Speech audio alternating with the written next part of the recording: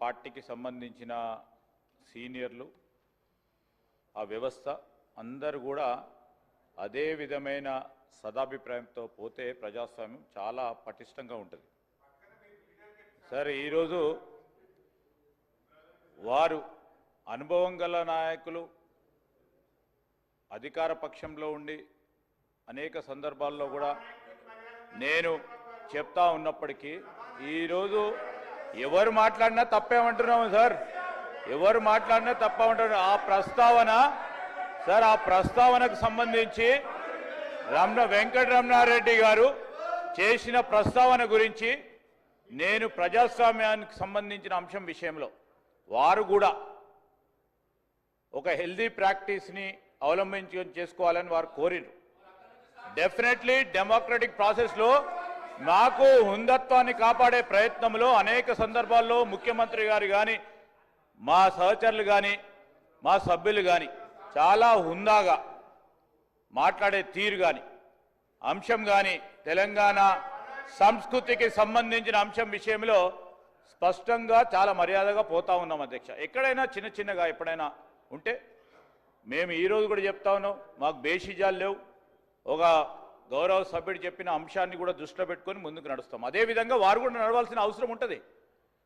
గౌరవ సభ్యులకు సంబంధించిన పార్టీ సభ్యులకు సంబంధించి సీనియర్ నాయకులు ఉన్నారు, వారు కూడా వారి నాయకులను మొదటగా మర్యాదగా మాట్లాడే ప్రస్తావన తీసుకొస్తే కూడా బాగుంటా ఉండే.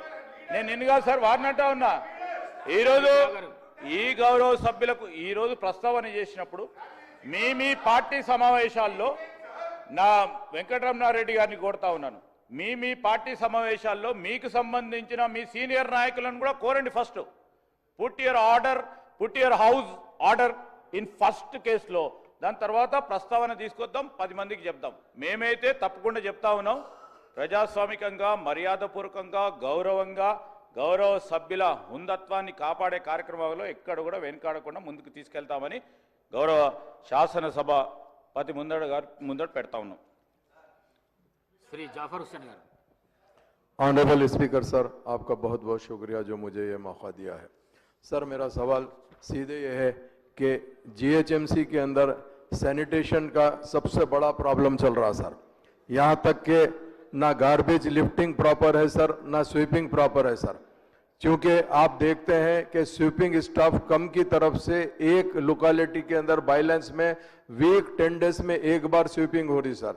तो मेरा आपके जरिए से सीधा मिनिस्टर साहब को यह सवाल है कि सर, आज हम GHMC greater Hyderabad municipal corporation का सराउंड एरिया बढ़ा रहे हैं, जरूर है सर, मगर जो एग्जिस्टिंग एरिया है उसके अंदर ना प्रॉपर सैनिटेशन लिफ्टिंग है सर, गार्बेज की ना स्वीपिंग बराबर है। उसके अलावा सर स्ट्रीट लाइट का भी सेम पोजीशन है सर। तो मैं आपके जरिए से हुकूमत को यह कहना चाहता हूं, इसके ऊपर न सिर्फ तवज्जो देने की जरूरत है, पब्लिक के हेल्थ का भी ख्याल रखने की जरूरत है सर। और एक अहम बात यह है सर, आने वाला टाइम 18 फरवरी से रमजान का महीना शुरू हो रहा है सर। हमेशा हुकूमत ने इसकी मीटिंग रखती है सर। मैं आपके जरिए से यह कहना चाहता हूं, आपके मीटिंग थोड़ा अर्ली रखिए सर, अर्ली रखने के बाद ताकि रमजान के काम आने से पहले हो। और हमारे जो जगने की रात है, शबे मेराज, शबे बारात और शबे कदर, उसका भी इंतजाम करना सर। और ग्रेवयार्ड्स की साफ सफाई बेइंतहा जरूरी है सर। मैं आपके जरिए से हुकूमत से यह कहना चाहता हूं कि इसके ऊपर खास तौर से तवज्जो दीजिए, क्योंकि कमिश्नर जीएचएमसी साहब भी यहां पर मौजूद है।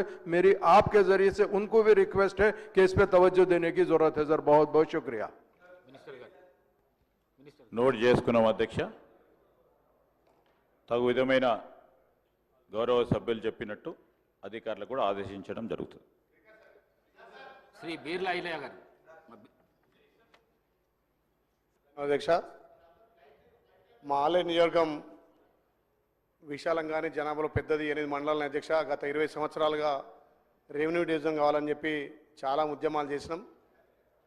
ఆ రోజు కూడా మేము మాట ఇచ్చడం జరిగింది, దయచేసి ఆలేరు మండల కాన్స్టిట్యూన్సీని రెవెన్యూ డివిజన్ చేయాలని కోరుతూ, అదేవిధంగా పెద్ద మండలాలు అక్కడ రాజాపేట పెద్ద మండలం ఉన్నటువంటి రంగత్పురాన్ని కూడా మండలం చేయాలని చెప్పి మీ ద్వారా విజ్ఞప్తి చేస్తూ, ముఖ్యంగా మొన్న ఏదైతే సర్పంచ్ ఎలక్షన్లో గ్రామాలు తిరిగేటప్పుడు కొన్ని గ్రామాలకు ఆమ్లెట్ ఉన్నటువంటి గ్రామాలకు అక్కడ డీలర్ షాపులు ఆమ్లెట్ విలేజ్లో రేషన్కు చాలా ఇబ్బంది పడుతున్నారు.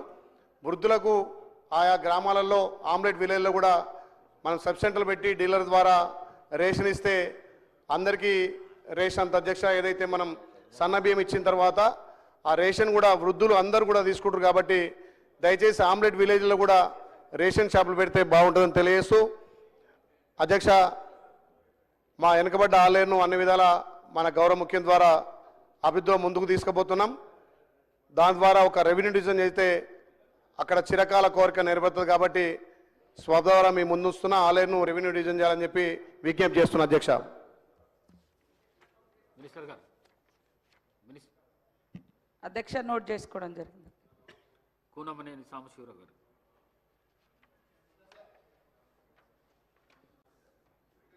Thank you sir.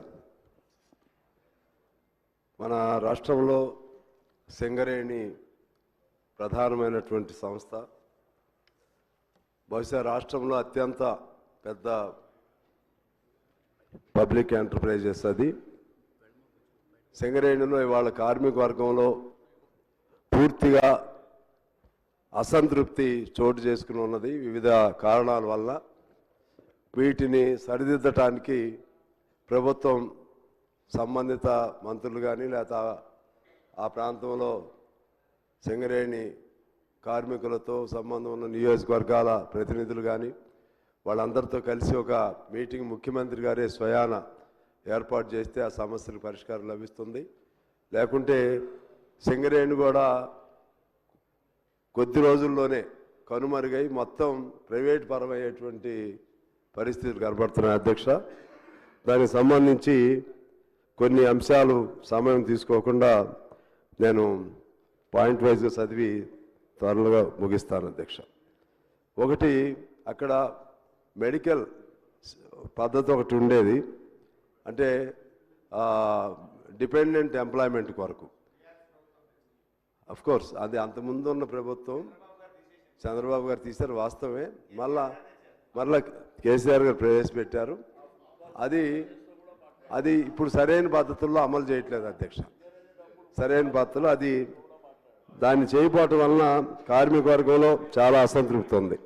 అదేవిధంగా ఇప్పుడు వయసు 35 నుంచి 40 సంవత్సరాలు పెంచారు కారుణ్య నియామకాలు. దాన్ని వివిధ కారణాలతో ఎలో చేయట్లేదు. మెడికల్ బోర్డు కూడా పేరుకి నేమ్ సేక్ జరుపుతున్నారు తప్పితే కార్మికుల పిల్లలకి అవకాశం కల్పించట్లేదు. సొంత ఇంటి పథకం లేదు అక్కడ, దానికోసం వస్తుంది. ఈ అన్ని అంశాలపైన నేను మీకు నోట్ కూడా వివరంగా ఇస్తాను. దానిపైన ప్రభుత్వం సీరియస్గా ఆలోచన చేసి ఆ సమస్యలను పరిష్కరిస్తే మనకున్నటువంటి ఏకైక అతిపెద్ద ప్రభుత్వ రంగ సంస్థ అది. దాన్ని కాపాడుకోవచ్చని తెలియజేస్తూ మీకు ధన్యవాదాలతో సెలవు అధ్యక్ష. శ్రీ కౌశిక్ రెడ్డి గారు. నోట్ చేసుకోవడం జరిగింది అధ్యక్ష సభ్యులు చెప్పినటువంటి అంశం. అధ్యక్ష